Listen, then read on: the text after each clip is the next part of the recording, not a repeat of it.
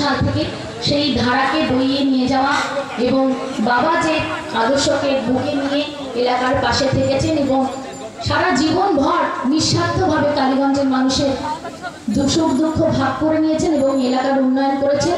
সেই উন্নয়নের ধারাকে আমাদের আগে বইয়ে নিয়ে যেতে হবে। আপনারা 19 তারিখে নিজের নিজের গণতান্ত্রিক অধিকার প্রয়োগ করবেন, তাই আপনাদের অধিকার আছে যে আমি যেহেতু প্রার্থী আমার ব্যাপারে বিস্তারিতভাবে জানার। আমি খুব সংক্ষেপে বলি, আমি এই কালীগঞ্জেরই ভূমিকন্যা। আমার প্রাথমিক শিক্ষা এই কালীগঞ্জের বুকেই হয়েছিল। তারপর আমি মাধ্যমিক উচ্চ মাধ্যমিকের জন্য কৃষ্ণনগরে যাই, সেখানে পড়াশোনা করি এবং আমার উচ্চশিক্ষার জন্য আমি দুর্গাপুরে যাই।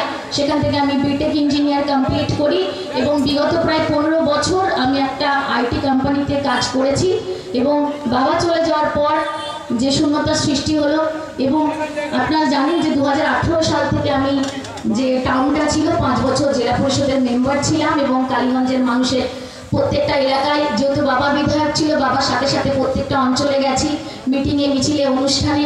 তাই কালীগঞ্জের প্রতিটা অঞ্চলের সাথে আমার আত্মিক টান, সবাইকে আমি চিনতাম। তো সেই টান থেকে হোক বা একটা মাটির টানে হোক, একটা দায়িত্ববোধ থেকেই হোক, আমার কলকাতার যে কর্মজীবন সেটাকে আমি পেছনে ফেলে এক নতুন জীবন শুরু করতে চলেছি এবং আপনারাই আমার এখন পরিবার।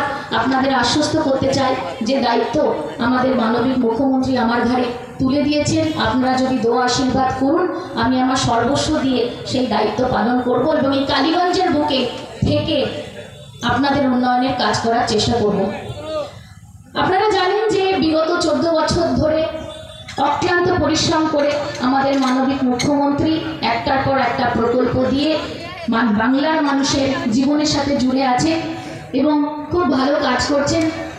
আমরা দেখলাম, আমি এর আগের সভাতেও গিয়ে বললাম যে আজ প্রায় 2 কোটি ভোক্তা লক্ষ্মীর ভাণ্ডারের আওতায় পড়ে এবং প্রায় 90 লক্ষ ছাত্রী কন্যাশ্রী পাচ্ছে এবং রূপশ্রীর মাধ্যমে আমরা প্রায় আনুমানিক 25,000 টাকা তুলে দিচ্ছি, যাতে আমাদের যে সমস্ত পরিবার আর্থিকভাবে সচ্ছল নয়, আমাদের সরকার তাদের পাশে দাঁড়িয়েছে এবং বিশেষ সময়ের যে দায়িত্ব সেটা ভাগ করে নিচ্ছে।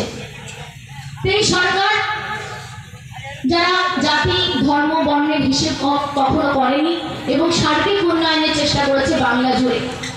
বিগত দিনে আপনারা দেখেছেন, যখন বাবা বিধায়ক ছিলেন 2011 সাল থেকে প্রায় 156 কোটির কাজ এই তৃণমূল সরকারের হাত ধরে হয়েছে।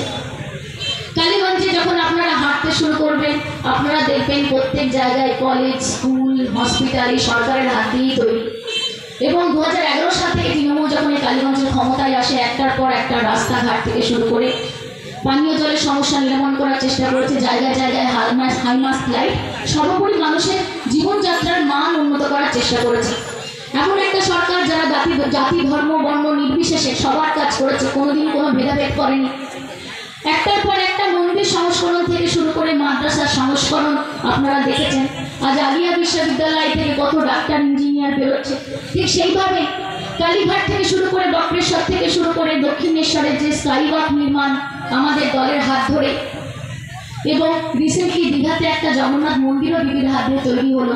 আপনাদের যারা বয়স্ক লোক, যারা এখনো পর্যন্ত দীঘা দর্শনে যেতে পারেনি, আমাদের মানবিক সরকার ঘরে ঘরে প্রসাদ পৌঁছে দেওয়ার ব্যবস্থাও করছে। আমি খুব ছোট করে বলি,